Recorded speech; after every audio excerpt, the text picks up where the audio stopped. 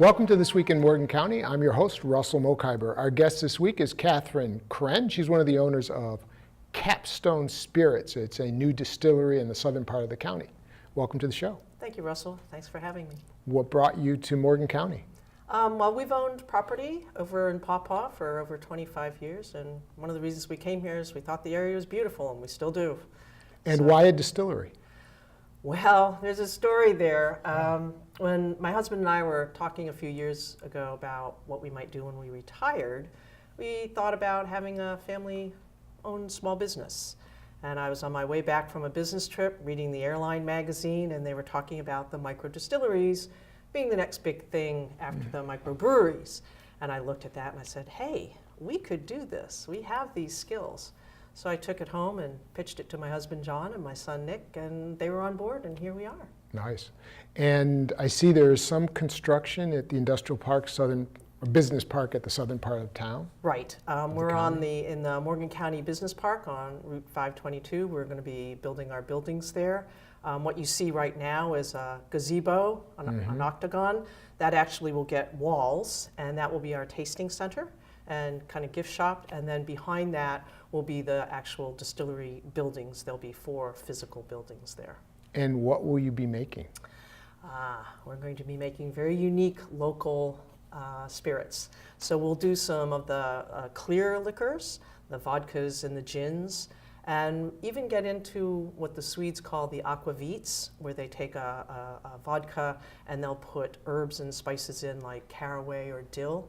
And then we'll do some of the brown liquors, as they call them now, the whiskeys, rye whiskey. But those take a little longer to age, so they'll be a little longer in coming. When do you anticipate you will open? Oh, if the weather holds this spring, unlike last year with all that rain, we hope to be open by the end of the year. One of the rules from the federal government, if you're going for your distillery's licenses, you have to have all your buildings and your equipment in before you can even apply for a license. So that takes a certain amount of time. And if people in Morgan County wanted to, once it's open, wanted to go to Capstone Spirits, they could buy from you there. Right.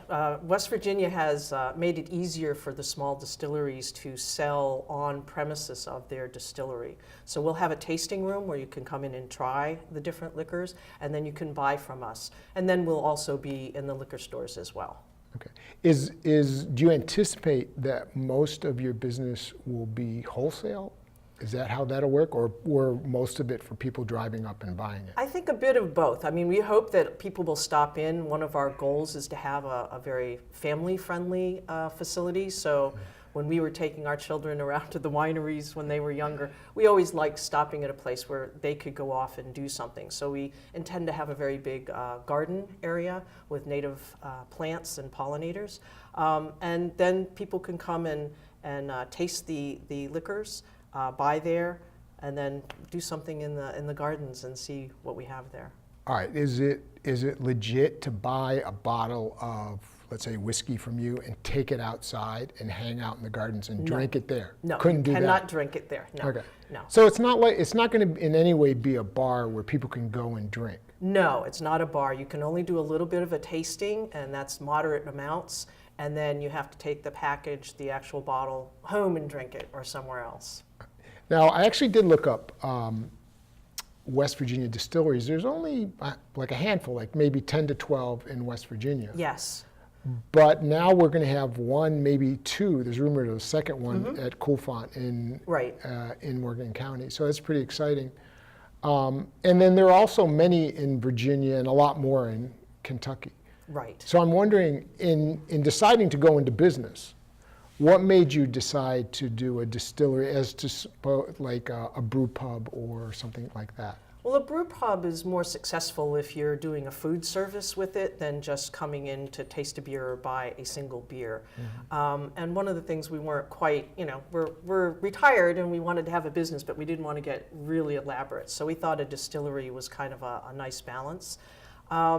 It's a little more tricky to run a distillery than a brewery in doing the process. And we just thought that really suited our engineering talents. And as you said, there's just less of them. and we thought that would be a little more unique than being a brewery. Now, who owns the business? It is co-owned by myself, my husband, and my son. Okay, and when you said your engineering backgrounds, who has engineering backgrounds? I was an electrical engineer for many years, and my husband also did system development processing for a food and pharmaceutical company. So we all have that. And my son, we are all very handy, hands-on. We do machining, woodworking, fixing everything, cars, you name it. So we're a very hands-on group. Are you going to be building the distillery yourself? We are building some of the buildings, and then we have contractors to help us with the other pieces. So the gazebo came in and they built the framework of the gazebo, but we'll fill in the walls and finish the inside. And the gazebo part is going to be the public part? Yes. The retail part? Yes. Where people come in and buy? And buy and have a tasting, and then we'll have tours of the other buildings, the other facilities. And what's in the rest of the building? Well, we kind of did a unique, what they call a distillery plant. You'll find a lot of distilleries, if you go in, it's kind of one big room with all the equipment and everything in it. And we divided us up into the 4 stages that correspond to the process of distilling. So we'll have a building that is our mashing area, where you're going to cook the grains and convert the starches into sugar. What are the grains? We'll be using rice and wheat and rye to get started. And then, so that would be our mashing area. And then you ferment it. Well, you're going to put some yeast in, that's going to eat the sugars, and they'll make the alcohol. And that'll be in another building, because that needs to be climate controlled more than, say, the mashing area. And then that goes into the actual distillery part, where we refine the alcohols and boil them off of the fermentation liquid and recondense that into the alcohol. And then it will go into a storage area for aging or for waiting to be sold. And how long does it take to age? Depends on what you're making. A vodka's ready to go as soon as it's distilled. Gins, depending on how you make them, may need a little bit of time. A rum, sometimes they'll do for 3 months, 6 months. But a brown liquor like a whiskey or a rye, something like that, can take years, depending on how you want to taste at the end and what you want to do with it. Well, then, if you're open at the end of the year, we're not going to be able to walk over and get our whiskey until a couple years at least. Yes, that is true. But you'll be selling vodka and gin. Gins, and the aquavites, yes, right away. Right. And I was watching the Super Bowl. Did you watch it? No. Okay, there was an ad, a series of ads by Bud Light attacking Coors Light for using corn in their distillation process or in their brewing process. And it was like, okay, we use rice, they use corn, we're better. What is that about? Do you, because I remember reading about moonshine? Moonshine. And was that primarily corn in West Virginia? Moonshine is corn. It's a corn-based distillate. So, and that's what you use. Corn is one of the cheapest grains that you can get. So that is one of the reasons why moonshine was made from it. It was very cheap and inexpensive to get. We're not using corn to start off. We're not making moonshine. And bourbon also requires 51% corn. And we're not going to be doing a bourbon. There's really great bourbon products out there, and we just probably couldn't compete. So we're going to go after a different niche market. Right. And rye whiskey has a history in West Virginia where people used it for, to trade, to barter for other things. And it led to the Whiskey Rebellion when the federal government, like the wine drinkers on the East Coast, tried to tax them here. So there's a long history that you're plugging into of people wanting what you're going to have. Now, how are you going to compete with, like we have liquor stores here? That's not really your market, though. Well, it's the way alcohol is sold in West Virginia is all controlled. The state actually is the warehouse behind all those alcohol stores, those liquor stores. And so they actually have to go through it for the hard liquors.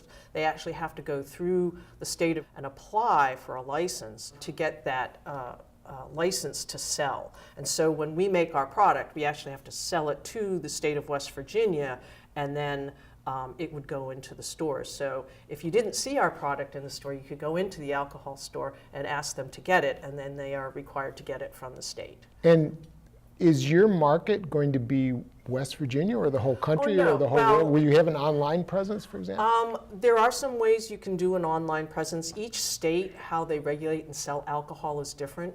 And Virginia is one that we would definitely go sell to because they run an ABC type alcohol control board type business as well, where we can sell to them and then they go into the stores. There are other states that it's very difficult because you have to go through a distributor, and so you have to have big market and be a big producer, and those just aren't going to be in our market area. And how much alcohol are you going to produce? We're going to be small. We're a small family business. Our batches are going to be unique because they will be small. We're going to be making batches in less than 60 gallons, which is why we can have a variety of products. You'll see distilleries, that are making 500-liter batches, which is huge. I mean, those are the big, giant stills. And we're doing very small ones so we can have a variety of products. And is that to begin with? Or Yes. is there a chance you can expand at that site, at the business Oh, park? we can expand at that site. We've planned for a 5-year expansion. We expect to be successful. Okay, and you have the front piece of the business park that abuts 522. Correct. So when people are driving down 522, they can look over and see the gazebo, They and will they see will be that. able to see Yes. your property. How much property is it? I think it's about 2.25 acres on the front there. Okay, so then if Yeah. you wanted to add on, you would be able to. Yes, yes. And we have capacity in the buildings. We plan for that. And what about parking? Parking will be there. There'll be a nice parking lot in between the buildings. So there'll be gardens along the front, our visitor center in the gazebo, parking lot, and then the distillery proper in the back. All right, just a couple more technical things on how this works. Once you distill the product and you have the product ready, are you going to have like custom-made bottles, or do you buy bottles off the shelf, or how does that work? You can do all of those things. And initially, we will do a pretty standard alcohol bottle, and we will do the labels. We'll have the labels made and put them on. Or you can get them printed as well. But again, because we want to run a number of niche products, for us to produce our own labels or have someone produce the labels for us is more economical. And when you say niche products, you mean what? I mean things that are more unique. So rather than being kind of the run-of-the-mill vodkas, we'll have some different tasting vodkas, but more a different flavor profile than you'll get if you went and bought a Smirnoff's or trying to think of the other big one, Bowman's in Virginia or the something. mainstream one. The mainstream ones, yeah. And then again, with the different herbs and spices, you can make a different tasting product that will mix well with different mixers or be drunk on their own. When you were preparing to open this business, how did you do your research? Did you go to distilleries? Did you read a lot? How did that work? Yes, all of the above. And also we're members of the American Distillery Institute. So there's a whole group out there helping young distilleries get going. And there's classes and seminars and big conferences and things like that. And we've attended those. There's a lot of information online to read as well. And if you've made beer at home, or mead, which is made from honey, you're doing the first 2 steps up to the point where you distill. And we've done both of those. I'm a beekeeper, so we have lots of honey and we make mead as well. But that's not distilled. You cannot distill legally until you get your license from the government. Okay, so help me out on mead. What is mead? Mead is when you ferment honey into an alcoholic beverage, not unlike wine. So it can be a little bit dry or sweet depending on how far you let it ferment.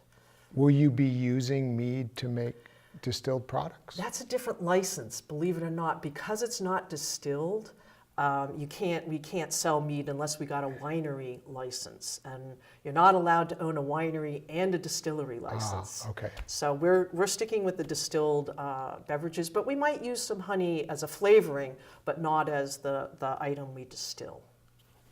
In doing your research, what percentage of distillery startups succeed? You know, I don't know the answer to that. Most of them have been pretty successful. I say that, and then I know the one in Bloomery just closed their tasting doors the other year because they were having trouble making it with the distillery tasting room. However, they're still doing their product. So the ones I've kind of watched over the years are still in business in this area, which I think is a really good sign. Was there any distillery that was like an inspiration to you that you really liked, that you've been to? Just all of them had different, things. We did a number of them out on the West Coast in Oregon, and some of those were really intriguing just because of the smallness and kind of the uniqueness of their products. So I think that gave us some really good ideas. Now here in Morgan County, where we have the brew pub at Cool Font, there's going to be a brew pub opening in town. In the warehouse, yeah. You're opening as a distillery. Right. And then there's going to be a rumored distillery opening next to the brew pub. Right. So we're becoming a county of drinkers, maybe? No, I think we're having interesting things to do if you're coming through as a tourist. Right. And so I've heard of where like there was this town in France where there were no bookstores and someone opened a bookstore, and then someone opened a competing bookstore, and they said, "What the hell are you doing opening a competing store? It's a small town," and it became a town of bookstores. Right. So that kind of synergy, would that possibly happen here? It could. I mean, if you're successful, then other people in the area say, okay, maybe that's a good, friendly place to go. Virginia has been very successful in creating their wineries and their distillery trails by encouraging that and promoting it. So I'm hoping West Virginia, we can do the same kind of thing and make it so that people want to come and do multiples, because that's what happens on the winery tours or even the cidery tours now. Right. People want to go out for a weekend and visit a couple of them, because it's not someplace you stay for 4 or 5 hours. It's something you go, experience, hopefully buy the product, and then move on. Right. So it's very similar to the winery tours. Right. Because we've been to a couple of wineries where you go and you take a taste and you buy the product, you hang out. Yeah. So there'll be places for that, for hanging out. Yeah. And that's why I said we hope with our garden on the outside, where there's picnic tables and things to learn about the native pollinators and the native plants, which is another big interest for me as a beekeeper. There's something else to do with the family, or go wander if it's a lovely day to go see. So more than just a tasting of a bottle of alcohol. What's your favorite drink? Now you're really testing me. I love a really good gin and tonic. And I like the different types of gins, which is one of the things that attracted us to it. So you've got the straight kind of dry gins with just the juniper, and then you have the gins that have more botanicals and floral notes and things like that. So you can have a whole range of gin products for different things. Where are you getting your juniper berries from? We buy them from a distributor. It's not something we can go out and pick. Because I was just visiting Angela, my wife's brother, down in South Carolina, and we actually picked up a little bottle. A little bottle, yeah. That's what. Yeah, you can put them in. You can take your vodka, and that's what we do. We take your vodka and you put your little juniper berries in, and kind of let them ferment. Well, not really ferment, but macerate, I guess is more the right term, in the alcohol, and you get a gin tasting product.